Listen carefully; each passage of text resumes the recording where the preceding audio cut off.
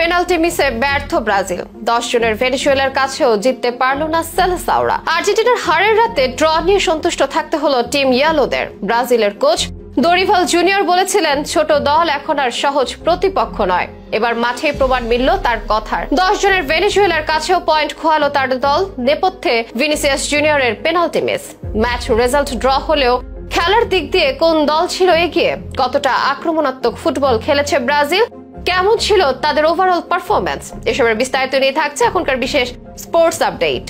Ballon ডি'র মিসের পর এবার পেনাল্টিও miss করে বসলেন ভিনি জুনিয়র, আর এতেই কপাল পড়ল ব্রাজিলের। ভেনেজুয়েলার সাথে পয়েন্ট ভাগাভাগিতে শেষ হলো ম্যাচ। 10 জনের দলের সাথেও পেল না জয়ের দেখা। গত মাসে দুটি ম্যাচ জেতার পর ব্রাজিল দারুণ ফর্মে ফেরার আভাস দিয়েছিল। বৃহস্পতিবার তারা ভেনেজুয়েলার মাঠে এগিয়ে গিয়েও টানা 3 জয়ের আশা জাগায়, কিন্তু সাফল্য ধরে রাখতে পারেনি। দরিভাল জুনিয়রের দল রাফিনহার গোলে এগিয়ে দিলেও ব্রাজিল অল্প সময়ে গোল হজম করে নেয়। সুযোগ ছিল ফের লিড নেওয়ার। ভিনিসিয়াস জুনিয়রের পেনাল্টি থেকে গোল করতে ব্যর্থ হন। বিশ্বকাপ বাছাই ব্রাজিল ভেনেজুয়েলার মাঠে 1-1 গোলে ড্র করেছে। রাফিনহা প্রথমার্ধে এগিয়ে গেলে ব্যবধান ধরে রাখতে পারেনি তারা। তেলুস্কা সেগোভিয়া বিরতির কিছুক্ষণ পর গোল শোধ দেন। অক্টোবরের আন্তর্জাতিক বিরতিতে ব্রাজিল চিলির মাঠে 2-1 গোলে জেতার পর পেরুকে 4-0 গোলে উড়িয়ে দিয়েছিল। ভেনেজুয়েলার বিপক্ষেও আক্রমণাত্মক শুরু করে তারা, তবে সেই আক্রমণ গোল বন্যায় পরিণত করতে পারেনি। 9 মিনিটে গোলের দারুণ সুযোগ পায় ব্রাজিল। নিজেদের প্রান্তে ভেনেজুয়েলা বল হারালে বক্সে ঢুকে আগুয়ান গোলকিপারকে কাটিয়ে কাটব্যাক করেন ভিনিসিয়াস। ভালো জায়গায় বল পেয়েও বাইরে পাঠান রাফিনহা।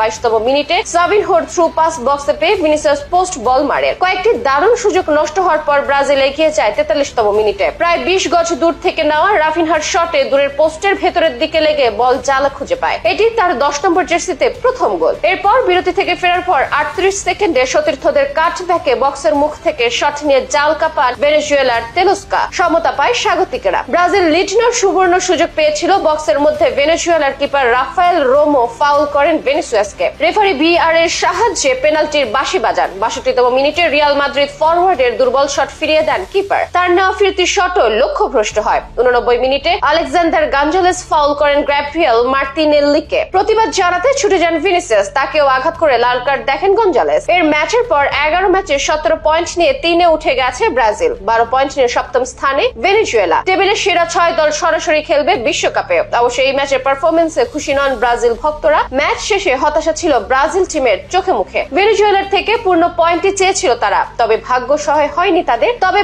পয়েন্ট খোয়ালেও ম্যাচের আধিপত্যে জোর ছিল সেলেসাওদের। এছাড়াও বিশ্বকাপ বাছাই পর্বে সুবিধাজনক স্থানে আছে বলেও স্বস্তি বিরাজ করছে ব্রাজিল সমর্থকদের মনে। অন্যদিকে ব্রাজিলের ড্রয়ের রাতেই অঘটন ঘটল মেসির আর্জেন্টিনা। হেরেই বসলো প্যারাগুয়ের কাছে। ইতিমধ্যেই দেশের সোশ্যাল মিডিয়ায় এ নিয়ে চলছে ব্যাপক রাইভারলি। ব্রাজিলের ড্র নিয়ে ট্রল করা অনেক আর্জেন্টিনা ভক্তকে লজ্জায় ডুবিয়েছে মেসির দল।